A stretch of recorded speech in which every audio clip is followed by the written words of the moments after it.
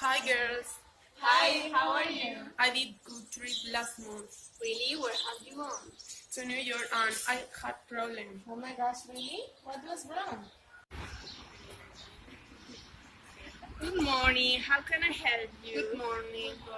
Have a fixed reason? And you? I don't know. We can help you.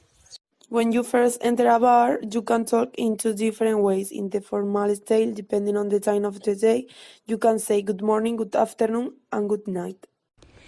In informal style, that is when you have confidence, you can say, hey, how are you?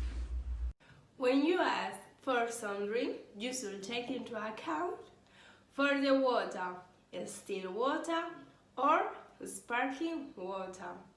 For the cafe, espresso or latte. For the drink, Coke, Aquarius or Fanta Cherry. If you want to have drinks here, or if you want to take them away, and you can choose the size of the drink that can be large, medium, or small. If the waitress asks you, do you want something else? You can ask for olives and you can also ask for salad. Finally, you have to pay. You can do it in two ways. Number one, you can do it when you are served the drink, or number two, you can pay when you go.